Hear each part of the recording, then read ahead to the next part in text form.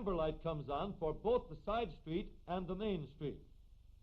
Then the side street green and amber lights go off, and the red light goes on.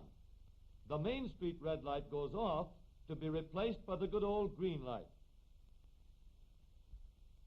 This is all very simple, but the next thing is to give different traffic lights different timing to take care of different traffic requirements.